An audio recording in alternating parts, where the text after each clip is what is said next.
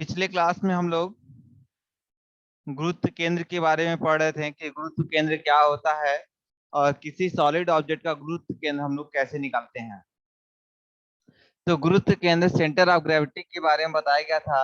किसी वस्तु का वह केंद्र जहां से उसका पूरा भार कार्य करता है उसे गुरुत्व केंद्र कहते हैं।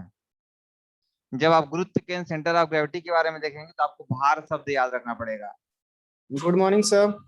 वैसे ही जब हम किसी टू डायमेंशनल ऑब्जेक्ट का देखते हैं तो टू डायमेंशनल ऑब्जेक्ट के पास एरिया होता है, क्षेत्रफल होता है।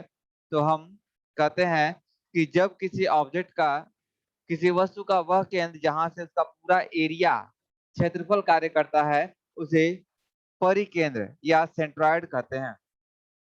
पिछले क्लास में हमने पढ़ा था कि किसी सिलेंडर का, किसी शंकु का, किसी गोले का या अर्धगोले का गुरुत्व केंद्र कहाँ पर होता है, ये पिछले क्लास में हमने आपको बताया था। अगले क्लास में हम लोग उसको डिराइव भी करेंगे। आज हम लोग परिकेंद्र के बारे में देखेंगे और उस पर न्यूमेरिकल भी सॉल्व करेंगे। देखेंगे हम लोग नियमित सतहों का, नियमित सतहों का परिकेंद्र, परिकेंद्र सेंट्रॉइड ऑफ रेगुलर सरफेस।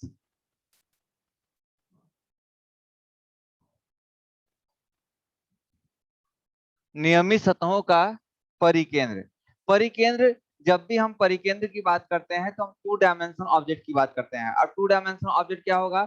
जिसके पास लंबाई और चौड़ाई होगी मगर मोटाई नहीं होगी। जैसे हम ये कहें कि यह एक ऑब्जेक्ट है, यह ऑब्जेक्ट कैसा है? आयताकार है। आप बोलोगे यह आयताकार रेक्टेंगुलर होगा, इसके पास लंबाई होगी, चौड़ाई होगी, मगर इसकी मोटाई जीरो है, लगभग जीरो है। तो हम कहते हैं कि यह टू डायमेंशनल ऑब्जेक्ट है।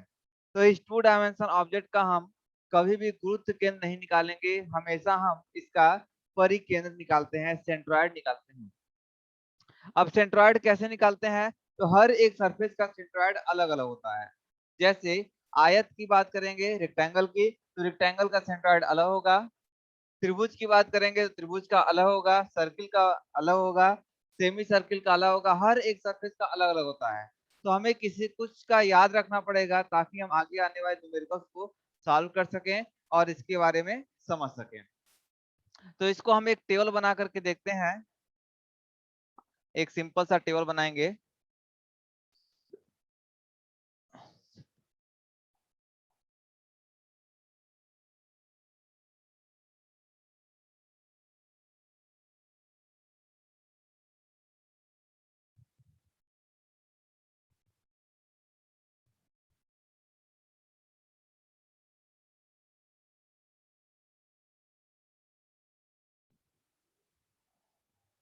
एक सिंपल सा टेबल बना के हम देखते हैं कि होता क्या है।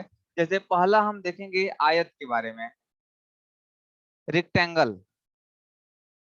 आप सभी लोग को पता है कि आयत कुछ इस तरीके का होता है। आयत टू डायमेंशन होता है, लंबाई और चौड़ाई इसके पास होती है। ये हम लोगों ने ड्राइंग में पढ़ा है या बचपन में भी इसको पढ़ा हुआ है कि आयत होता कैसा है। सपोज कीजिए एक आयत है जिसकी लंबाई b है और इसकी ऊंचाई h है। विड्थ और हाइट दो चीजें दी हुई है, b और h।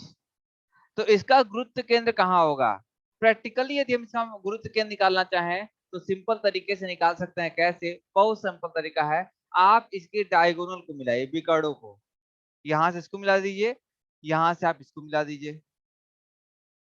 जहां पर ये कट करेगा यही ऑब्जेक्ट का गुरुत्व केंद्र होगा। गुरुत्व केंद्र को हम लोग कैपिटल जी से लिखते हैं, ग्रेविटी के रूप में। ठीक है, गुरुत्व केंद्र को सॉरी परिकेंद्र या गुरुत्व केंद्र, परिकेंद्र को हम लोग कैपिटल जी से लिख रहे हैं। अब इसके दो डायरेक्शन होते हैं, आप देख सकते हो। इसके पास एक एक्स एक्सिस होगा, एक वाई एक्सिस होगा। आप सोच सकते हो ये एक्स एक्सिस है, ये वाई एक्सिस है। तो इसके दो कोऑर्डिनेट होंगे। आप लोग मैथमेटिक्स से पढ़ा है कार्टेशियन कोऑर्डिनेट के बारे में। तो इसमें दो कोऑर्डिनेट होंगे, एक होगा यक्स बार, दूसरा होगा वाई बार। ऐसे हम लिखते हैं, यक्स वाई लिखते हैं। तो पहले यक्स बार, बार का मतलब उसका माध्य देते हैं, यानी गुरुत्व केंद्र को हम लोग x बार और y बार के रूप में लिखते हैं। इसीलिए देखिए गुरुत्व केंद्र x बार और y बार की वैल्यू यहाँ पर लिखा हुआ है कि किसका कितना होता है। तो पहले हम क्षेत्रफल देखेंगे। हम सभी को पता है कि आयत का क्षेत्रफल कितना होता है, b इंटू एच। आयत का क्षेत्रफल क्या होता है, लंबाई गुणे चौड़ाई, b into H. b bits हो जाएगी, ऊंचाई h हो जाएगी। इसके अलावा हम इसका यक्स बार निकालेंगे। यक्स बार का मतलब यक्स दिशा में इसका गुरुत्व केंद्र की दूरी कितनी होगी।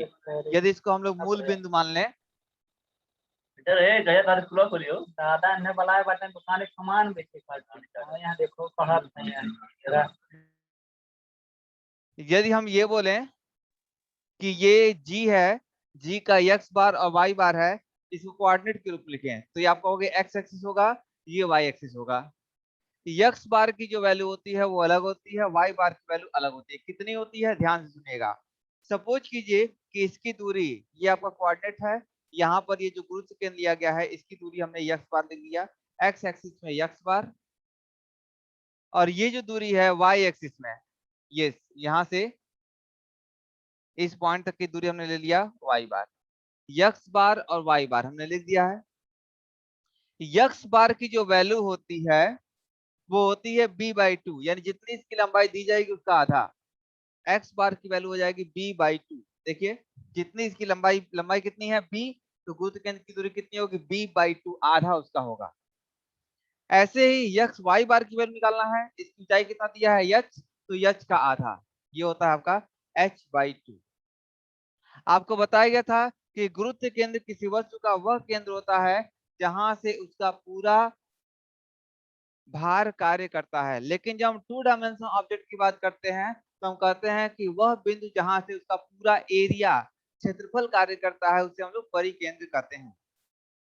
तो यहाँ से इसका पूरा क्षेत्रफल काम करेगा। जैसे मान लीजिए यह एक आयत है, यहाँ से पूरा एरिया निकालना हो कि किस पॉइंट, जैसे इसको बैलेंस करना है तो आप यदि यहाँ पे पकड़ के बैलेंस करो तो नहीं हो पाएगा, यहाँ पे जब उंगली रख के बैलेंस करो नहीं होगा।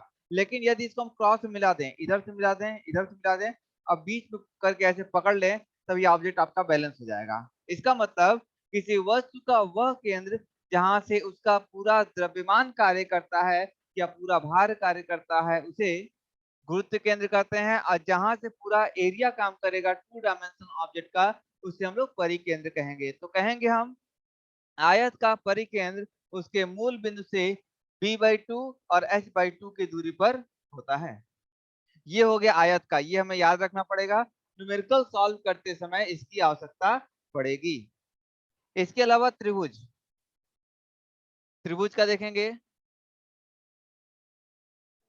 ट्रायंगल का, त्रिभुज का स्ट्रक्चर हम सभी को पता ही है, ऐसा होता है।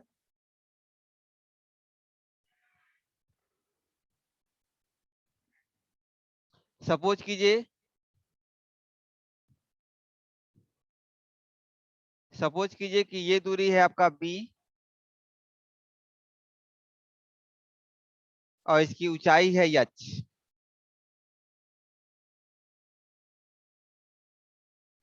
ठीक है, b और h। इसका गुरुत्व केंद्र निकालना हो तो कैसे निकालते हैं, देखो प्रैक्टिकली निकालना बहुत आसान है। कैसे, हम सबका माध्य निकालते हैं, मीडियन। इसका देखिए, इसका माध्य निकालेंगे तो ये पॉइंट हो जाएगा, इसका माध्य निकालेंगे तो इधर हो जाएगा, और इसका निकालेंगे तो यहाँ पे कहीं आएगा। निकालने का सिंपल तरीका, आप इसके सामने वाले से यहाँ से इसके माध्य को मिला दीजिए, यहाँ से आप इसके माध्य को मिला दीजिए। ये प्रैक्टिकली निकालने का तरीका है। आप यहाँ से इसके माध्य को निकाल दीजिए, जहां पर ये कट करेगा वही ऑब्जेक्ट का गुरुत्व केंद्र हो जाएगा जी। ठीक है, गुरुत्व के निकालने का सिंपल तरीका है कि त्रिभुज के लिए सबका आप निकालो कि मिड पॉइंट क्या होगा, इसका माध्य निकाल लो। माध्य निकालने के बाद यहाँ से सामने मिला दो, इधर से इधर मिला दो, यहाँ मिला दो, जहां पर कट करता है वही ऑब्जेक्ट का गुरुत्व केंद्र कहलाता है। सपोज कीजिए ये जी है, इसका डिस्टेंस है x बार और y बार। x बार का मतलब हो गया कि x दिशा में हम डिस्टेंस ले रहे हैं, तो x दिशा में डिस्टेंस हो जाएगा x बार, और इस g का y दिशा में डिस्टेंस लेंगे, ये हो जाएगा y बार।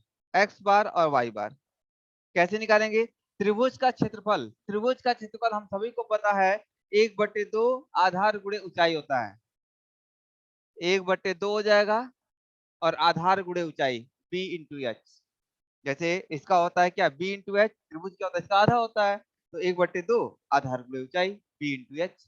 ये बी एच था तो बी एच का आधा हो गया, 1/2 बेस इंटू हाइट होता है। ऐसे ही यदि हम इसकी यक्स बार की वैल्यू निकालें तो ध्यान से सुनेंगे, यक्स बार की जो वैल्यू होती है, यदि इसको हमने कोऑर्डिनेट माना, ये दूरी एक्स बार है, तो आप देख सकते हो कि यहां से इसकी दूरी हो जाएगी, ये बी है तो b/3, ये एच है तो ये h/3 होगा।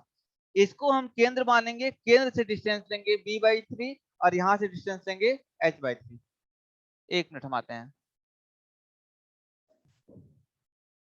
तो त्रिभुज का हम लोग निकालेंगे तो त्रिभुज का एक्स बार की वैल्यू हो जाएगी b/3, क्योंकि ये देख सकते हो डिस्टेंस हमने b के रूप में लिखा है तो b/3, और y बार की वैल्यू जो हो जाएगी वो h/3 होती है, h/3। याद रखिएगा, ये जो हम बात कर रहे हैं ये 90 डिग्री वाले साइड से कर रहे हैं, 90 डिग्री वाले साइड से h/3 और b/3 होता है। हम इधर पतले वाले साइड से नहीं कर रहे, हम चौड़े वाले साइड से कर रहे हैं, 90 डिग्री जहां पे है। ठीक है, ऐसे हम लोग सर्किल का देखेंगे।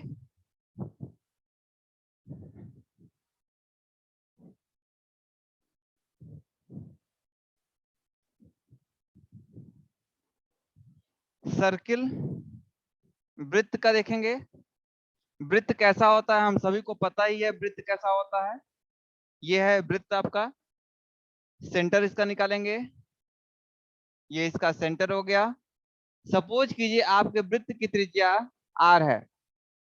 आप सभी लोगों को पता है कि वृत्त का, सर्किल का एरिया कितना होता है, क्षेत्रफल कितना होता है, एरिया होता है पाई आर स्क्वायर, हम सभी को याद है, पाई आर स्क्वायर। इसके अलावा यक्स बार की वैल्यू हम लोग निकालेंगे तो यक्स बार जो होता है इसके केंद्र पर होता है, केंद्र पर। ये जो सेंटर होता है इसका, यही इसका जी है। जी मतलब का हो गया गुरुत्व केंद्र या परिकेंद्र कहिए, 2 डायमेंशन ऑब्जेक्ट का परिकेंद्र, इसका गुरुत्व केंद्र हो गया। और ऐसे ही इसका वाई बार की जो वैल्यू होगी ये भी इसके केंद्र पर होगा, सेंटर पर होगा। ये गुरुत्व केंद्र ऑब्जेक्ट का हो गया। इसके अलावा हम देखेंगे सेमी सर्किल का।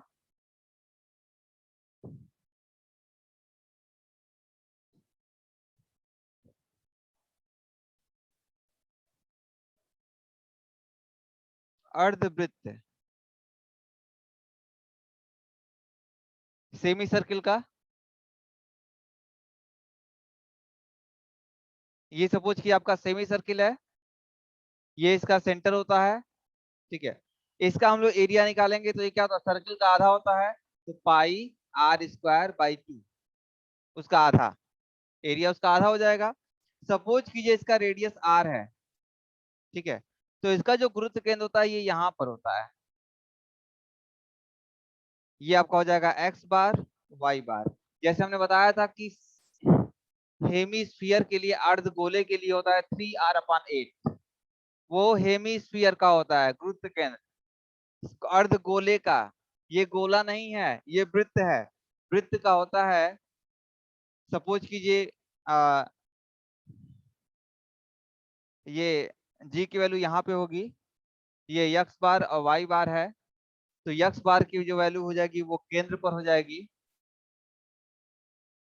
और वाई बार की जो वैल्यू होती है वो हम लोग याद रखेंगे 4r/3 पाई होता है, 4r/3 पाई होता है। r क्या है, इसकी त्रिज्या है, रेडियस है, 4r/3 पाई।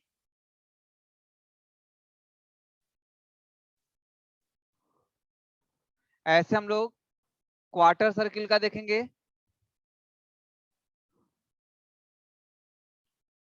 चौथाई वृत्त, चौथाई वृत्त, क्वार्टर सर्किल, ये कैसा होता है क्वार्टर सर्किल, सर्किल को आप 4 भागों में डिवाइड कर दीजिए, ये हो गया क्वार्टर सर्किल। इसका हम लोग गुरुत्व केंद्र निकालेंगे, सपोज की जिसका रेडियस r है। ठीक है, इसका गुरुत्व केंद्र यहाँ पर होता है, हमने जी लिखा, इसको लिख दिया यक्स बार और वाई बार। यक्स बार का मतलब हो गया कि यक्स दिशा में इसका डिस्टेंस, और वाई बार का मतलब हो गया वाई दिशा में इसका डिस्टेंस, ये हो गया वाई बार। ठीक है, क्षेत्रफल कितना होगा, पाई आर स्क्वायर अपॉन 4, 4 भागों में डिवाइड किया था, क्वार्टर सर्किल मतलब क्या होता है, चौथाई, 4 से इसको डिवाइड कर देंगे। इसकी जो x बार में डिस्टेंस हो जाएगी वो होती है 4r/3 पाई, और y बार में भी सेम होगा 4r/3 पाई होगा। ठीक है, ये इसका गुरुत्व केंद्र हो गया। तो गुरुत्व केंद्र निकालने का ये तरीका है, किसी ऑब्जेक्ट का कितना होता है ये हमने बता दिया। ऐसे ही एक और है, उसके बाद हम लोग न्यूमेरिकल को सॉल्व करेंगे।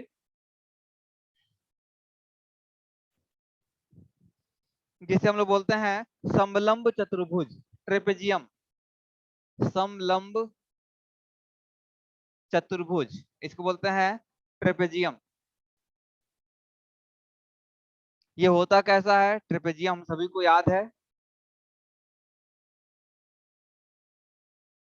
ऐसे होता है ट्रेपेजियम। सपोज कीजिए ये बी हो गया, और ये हो गया आपका ए, और इसके बीच की दूरी सपोज कीजिए एच है। ऐसे कहेंगे ये बड़ा साइड, ये छोटा साइड। ठीक है, तो इसका जो एरिया होता है वो होता है 1/2 दोनों भुजाओं का योग इंटू ऊंचाई। दोनों भुजा का योग a प्लस बी, और उसके बीच की ऊंचाई, a और बीच की दूरी h हो गया। भुजा मतलब साइड, इसके साइड का। फिर ऐसे ही इसका हम x बार की वैल्यू निकालते हैं, तो ये होता है a² plus b² plus ab/3a+b। ये फॉर्मूला होता है। कहाँ से आया है, इसके आगे, इसको हम लोग आगे डिराइव करेंगे। a² plus b² plus ab/3a+b, जहाँ a क्या होगा, छोटा वाला साइड, b क्या है, बड़ा वाला साइड। याद रखेंगे b फॉर बड़ा, a छोटा वाला साइड होगा और b बड़ा वाला साइड होगा। a² plus b² plus ab/3a+b। और y बार की वैल्यू निकालते हैं, ये होता है 2a plus B upon a plus B into h/3। ये फॉर्मूला होता है 2a plus B upon a plus B into दोनों के बीच की दूरी बटे 3। ये फॉर्मूला होता है। इसका जो गुरुत्व केंद्र हम दिखाएंगे वो यहाँ पे कहीं होगा। ये है इसका g, इसको हम लिखते हैं x बार और y बार से। इसका डिस्टेंस सपोज कीजिए यहाँ पे आपका x बार है, और इसका y एक्सिस पे सपोज कीजिए डिस्टेंस y बार है। तो यही हमने x बार और y बार की दूरी को लिखा है, ये हमें याद रखना पड़ेगा। इसके आधार पे ही हम लोग न्यूमेरिकल को सॉल्व कर पाते हैं। ठीक है, अब हम लोग देखेंगे कि गुरुत्व केंद्र निकालने का तरीका क्या होता है। जब भी हम प्रैक्टिकली ऑब्जेक्ट को देखते हैं, तो प्रैक्टिकली जो ऑब्जेक्ट होता है वो कंपाउंड ऑब्जेक्ट होता है। कंपाउंड ऑब्जेक्ट का मतलब क्या हुआ, जैसे सपोज करो एक आयत के बारे में पूछ दिया, तो आयत एक सिंगल है तो कंपाउंड नहीं है, वो सरल है। ठीक है, सिंपल ऑब्जेक्ट हो गया। लेकिन जब एक से ज्यादा ऑब्जेक्ट को आपस में जोड़ देते हैं, जैसे टी सेक्शन की बात करें, तो टी में क्या होगा, एक आयत ऊपर से रखा, एक आयत नीचे रखा। तो जब टी सेक्शन की बात करेंगे, तो टी सेक्शन कैसा होगा, कंपाउंड ऑब्जेक्ट होगा। आई सेक्शन की बात कीजिए, तो आई में क्या होगा, एक आयत ऊपर रखोगे, एक नीचे रखोगे, बीच में दोनों को जोड़ दोगे, तो यहाँ पर 3 आयत को आपस में जोड़ करके बनाया जाएगा। तो वो क्या हो जाएगा, वो भी आपका कंपाउंड सेक्शन होगा। तो कंपाउंड सेक्शन का हम गुरुत्व केंद्र कैसे निकालते हैं, इसके बारे में हम लोग सीखेंगे। कंपाउंड सेक्शन का गुरुत्व केंद्र।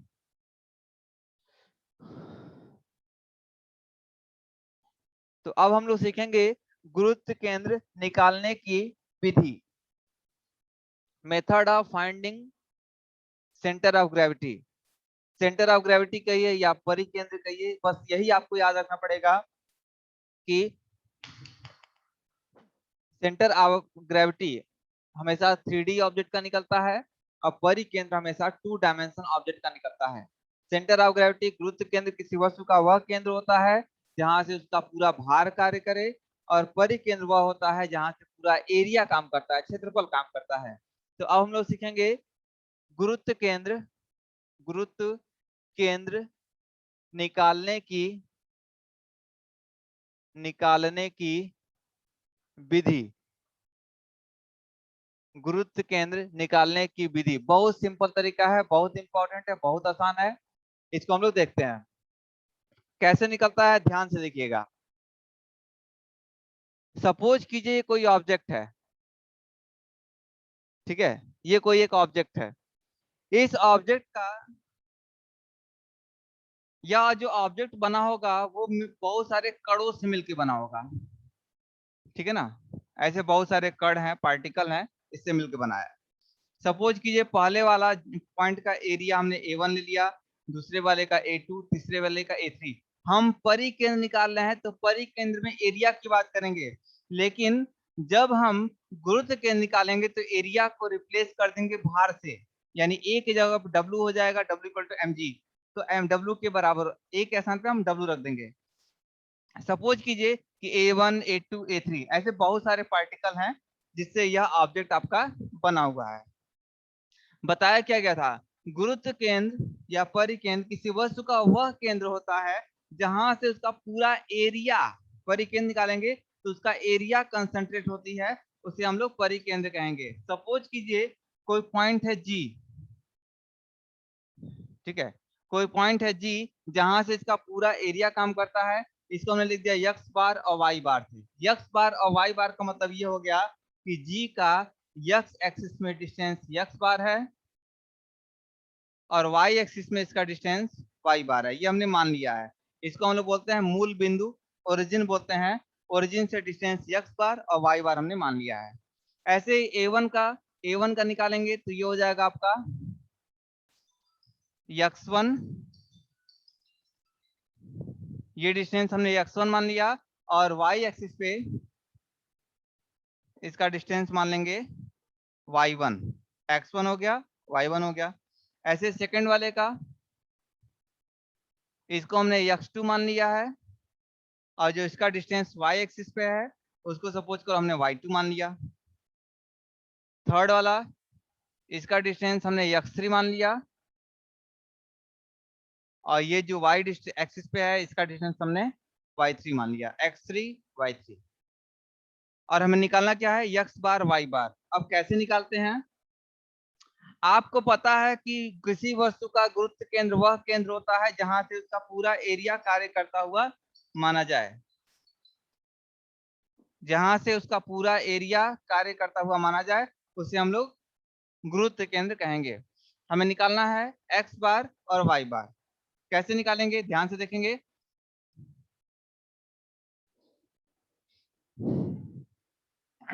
यहाँ पे हम लगाएंगे, सपोज कीजिए टोटल सरफेस का जो एरिया है, क्षेत्रफल है, वो कैपिटल A है।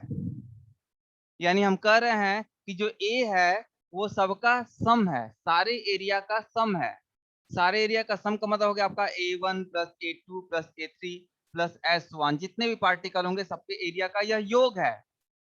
तो समेस A इक्वल टू हो गया summation of A means A1 plus A2 plus A3 plus S1।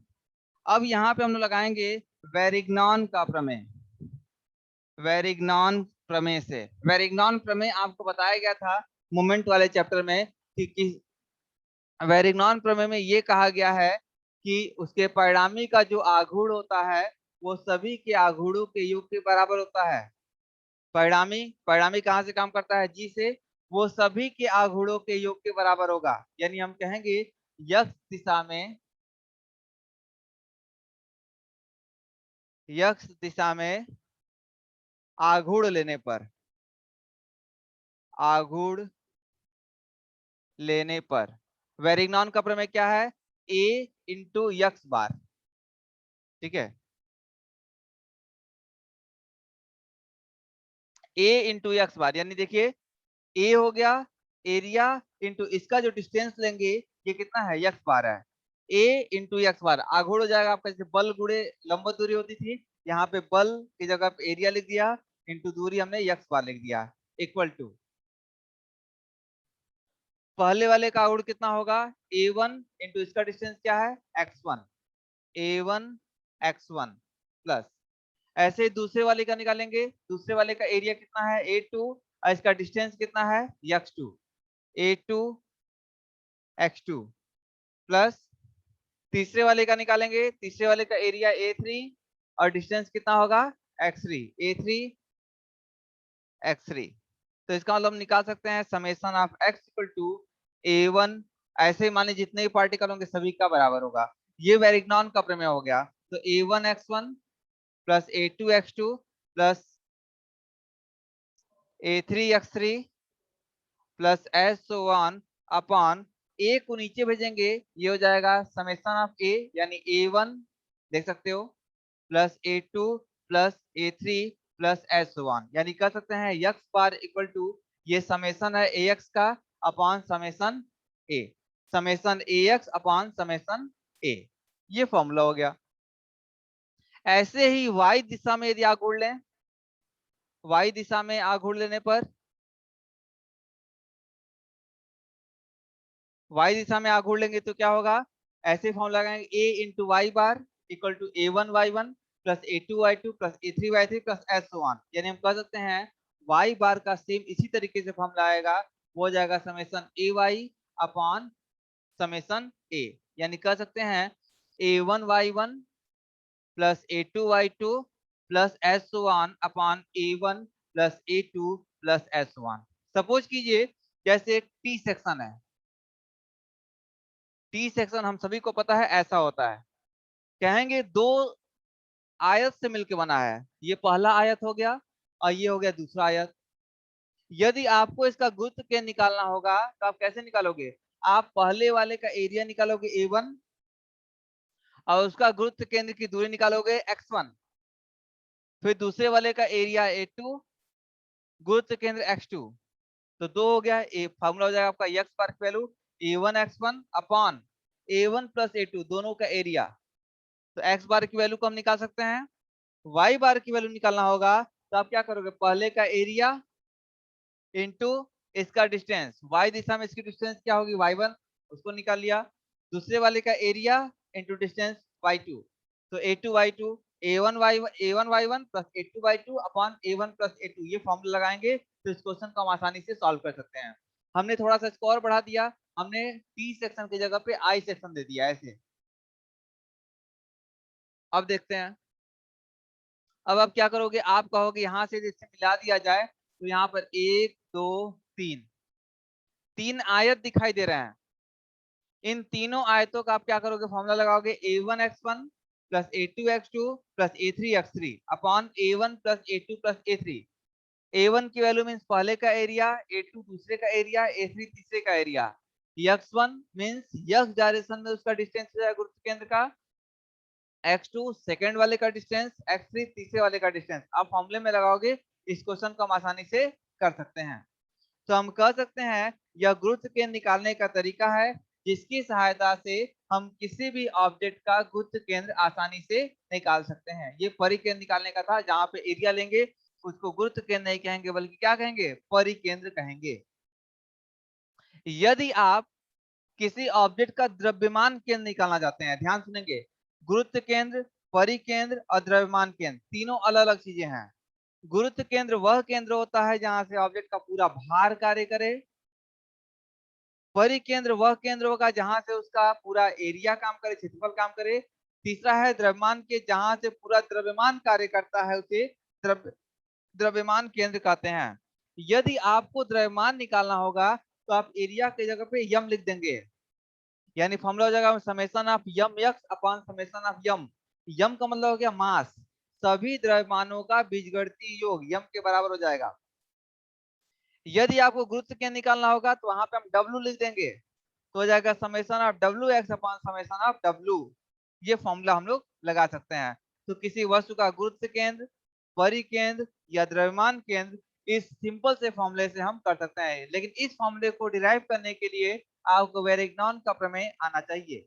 Varignon का प्रमेय क्या कहता है, कहता है कि यदि किसी ऑब्जेक्ट पे एक बल निकाय काम कर रहा हो, बल निकाय का मतलब बहुत सारा फोर्स, तो वहां पर उसके परिणामी का किसी बिंदु के सापेक्ष आघूर्ण सभी बलों के आघूर्णों के योग के बराबर होता है। यानी कह सकते हैं summation of F X equal to R into X, यानी कह सकते हैं कि आर इंटू एक्स, आर मतलब रिजल्टेंट हो गया, into X equal to f1x1 plus f2x2 plus s1। वही हमने यहाँ पे लगाया था कि summation of ax equal to summation of a1x1 plus a2x2 plus s1, ये फॉर्मूला हम निकाल सकते हैं। इस फॉर्मूले के आधार पर आप किसी भी न्यूमेरिकल को आसानी से कर सकते हो। या इसको लिखना चाहे तो इंटीग्रेशन के रूप में भी लिख सकते हैं। कैसे? इंटीग्रेशन, समेशन को इंटीग्रेशन से लिख देंगे तो a d x upon summation of a, summation of a x d x upon summation of integration of a into d x. ये फॉर्मूला आपका आ गया। ऐसे ही y को भी लिख सकते हैं, y बार का फॉर्मूला लिख सकते हैं integration of A Y D Y upon integration of A D Y. ये फॉर्मूला हम लोग यूज कर सकते हैं। सर उधर दिख नहीं रहा है। उस फॉर्मूले को डिराइव करने में कोई दिक्कत? समेशन ऑफ एक्स का फॉर्मूला सॉरी एक्स बार और वाई बार के फॉर्मूले को निकालने में कोई दिक्कत?